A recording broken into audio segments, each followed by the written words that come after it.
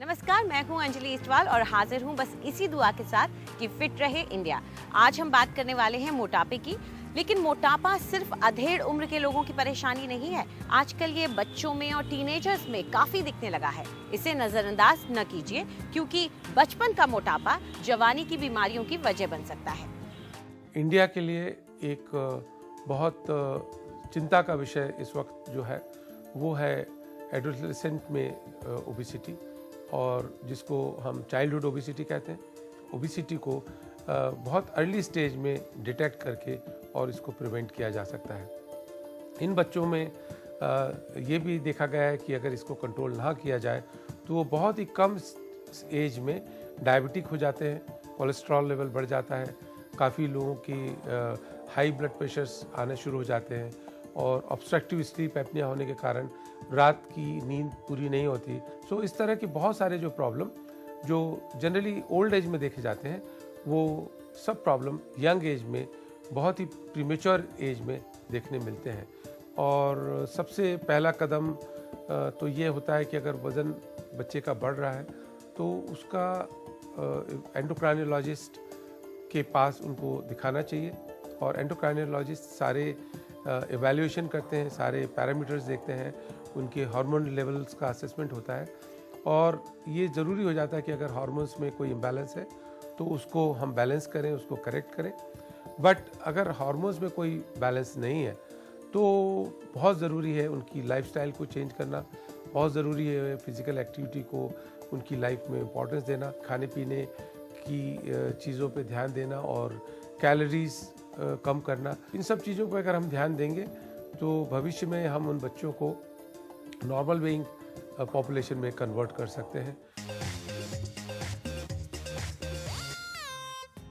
Adolescent obesity आजकल शहरों में बहुत हर बच्चों में पाई जाती है, क्योंकि रहन सहन, खाने पीने का तरीका इतना ज़्यादा प्रैक्टिकल हो चुका है। बच्चों को घर का खाना पसंद नहीं है, बाहर खाना चाहते हैं। बहुत नॉर्मल बात हो गई है कि हफ्ते में 4 बार हम बाहर खाएंगे। हम उनको गाइडेंस दे रहे हैं कि आप जंक खाओ और मोटापा अपने अंदर लेके आओ। इंस्टेड हमें गेम्स को प्रमोट करने चाहिए, घर का फ्रेश खाने को प्रमोट करना चाहिए, बासी खाना नहीं खाना चाहिए। इस चीज़ में मदर्स को एक्स्ट्रा एफर्ट करके बच्चों के लिए अच्छा खाना बना के उसकी हैबिट कल्टिवेट ये करनी चाहिए कि उन्हें वो फूड से अच्छा घर का फूड लगे, और यहाँ पे ये ओबेसिटी काफ़ी हद तक हम कंट्रोल कर सकते हैं।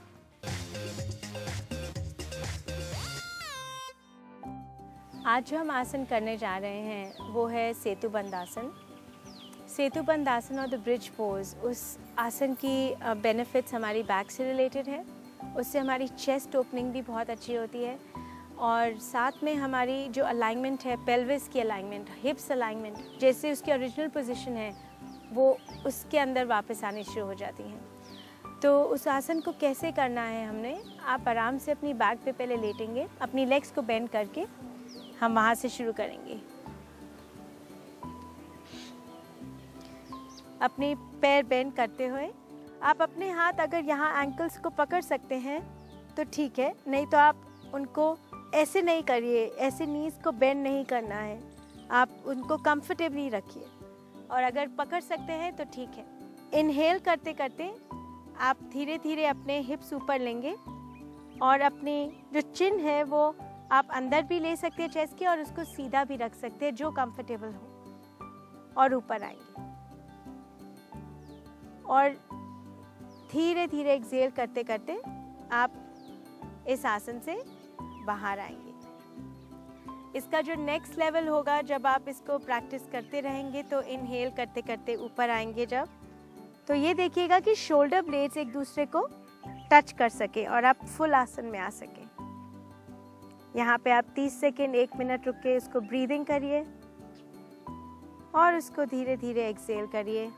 बैक रिलैक्स करिए, शोल्डर्स रिलैक्स करिए, और उसके बाद अपनी टांगे सीधी करिए, और धीरे से ऊपर आ सकते हैं। नीज बेंड करके, रोल करके भी आ सकते हैं, नहीं तो एक तरफ टर्न करके ऊपर आ सकते हैं।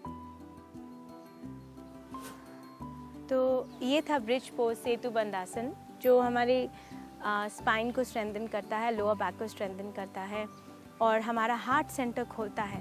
ग्लैंडुलर सिस्टम, हमारा जो थायराइड है उसके लिए भी आसन बहुत अच्छा है, मेटाबॉलिक रेट के लिए। तो इसको करिए डेली प्रैक्टिस। 30 सेकेंड शुरू करिए, 1 मिनट। धीरे धीरे आप बढ़ाना चाहें तो आप बढ़ा सकते हैं। Thank you very much.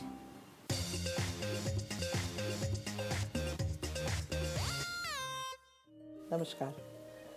आज हम बात करेंगे बालों को नेचुरली कलर करने के लिए, यानी कि वो मेहंदी जिससे बालों में रंग आएगी, एक डीप डार्क कलर। अक्सर मैंने देखा है कि लोग परेशान हो जाते हैं क्योंकि मेहंदी का जो नेचुरल कलर है वो ऑरेंज या एक डीप रेड होता है, लेकिन मेहंदी में क्या डलने से वही मेहंदी एक आपको डीप ब्राउन कलर दे सकती है, वो हम बताने जा रहे हैं। इसके लिए आपको ज़्यादा मेहनत करने की ज़रूरत नहीं है। आपको एक अच्छी क्वालिटी हर्बल हेना लेना है। उसके साथ ही आपको आंवला पाउडर और नील पाउडर यानी कि इंडिगो, ये ध्यान में रखें कि जो ये इंग्रेडिएंट्स हैं वो आपको बहुत ही सावधानी से इस्तेमाल करने हैं। आंवला पाउडर एक काली कढ़ाई में आप अच्छी तरह भून लें जब तक वो बिल्कुल एशन ना हो जाए और उसको ठंडा करने के लिए छोड़ दीजिए। इसके साथ हम जो मिक्स करेंगे, मेहंदी को कभी भी पानी से मिक्स नहीं करा जाता। अगर आपको बालों में डीप कलर चाहिए, चाय की पत्ती का पानी इस्तेमाल करें। ये हम लेंगे बहुत ही बारीक, बहुत अच्छी मेहंदी। वैसे तो राजस्थान की मेहंदी जो है वो बहुत मशहूर है। ये बिल्कुल भुना हुआ आंवला पाउडर है जिसको काली कढ़ाई में हमने करीबन 10 या 12 मिनट हल्की आंच पे पकाया है। और ये बहुत ख़तरनाक इंग्रेडिएंट है नील, इससे कपड़े भी डाई होते हैं। ये पत्ती जब बारीकी से पीसी जाती है और मेहंदी में डलती है तो मेहंदी जो है उसको एक डार्क ब्लू ब्लैक कलर दिया जा सकता है। लेकिन ये आपने बहुत कम, यानी कि अबाउट 1/4 चम्मच सिर्फ डालना है अब 200 ग्राम मेहंदी में, और इसी में आप डालेंगे चाय की पत्ती का पानी।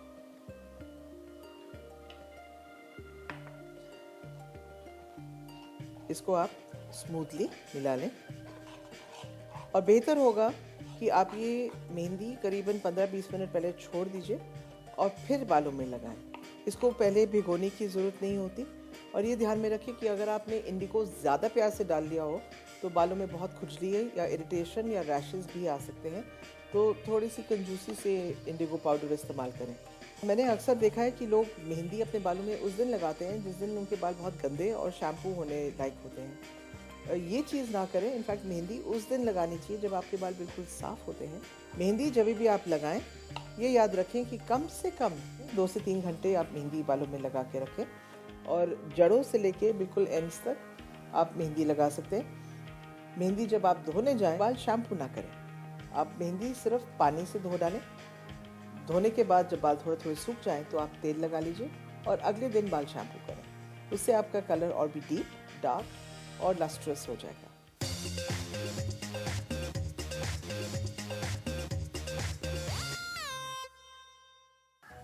अपने एथलीट्स को एरोबिकली और एनारोबिकली चैलेंज करने के लिए जापान के आइजुमी टबाटा ने एक high intensity interval training device किया था, जिसे उन्होंने टबाटा के नाम से पॉपुलराइज किया। आज हम उसे ही आजमाने जा रहे हैं, जिसमें हम 20 सेकंड्स हाई इंटेंसिटी ट्रेन करेंगे और 10 सेकंड्स का रेस्ट देंगे। इस पैटर्न को हम 8 टाइम्स रिपीट करने वाले हैं। So let's begin with the first exercise, which is the grass hopper. उसके लिए नीचे आइए on the floor, plank position को होल्ड कीजिए, अपने एब्स को ब्रेस्ड रखिए और पेल्विक गर्डल को उठा के रखिए। बारी बारी हम दोनों लेग्स को आउटस्ट्रेच करेंगे। इसको हम 20 सेकंड्स में जितनी तेजी से कर सकते हैं उतना ही इफेक्टिव ये वर्कआउट होने वाला है। So let's begin.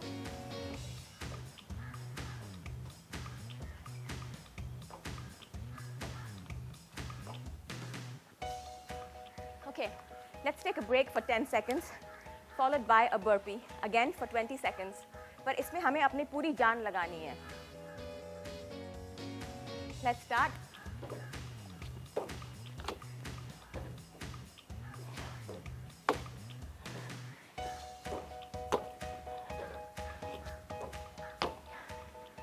Again, a 10-second break, and let's go back on the floor.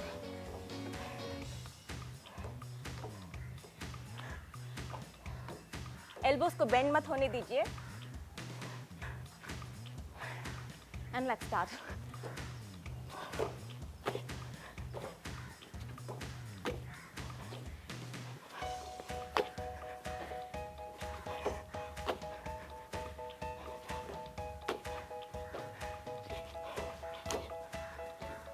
इस रूटीन को आप 2 बारी और दोहराएंगे और मैक्सिमम बेनिफिट पा सकते हैं इसी टबाटा इंटरवल ट्रेनिंग के साथ। अगर आप हमसे जुड़ना चाहते हैं, हमें अपनी परेशानी बताना चाहते हैं, तो आप हमें ईमेल कर सकते हैं fit@ndtv.com पर। चाहे तो ट्विटर पर भी हमसे जुड़ सकते हैं।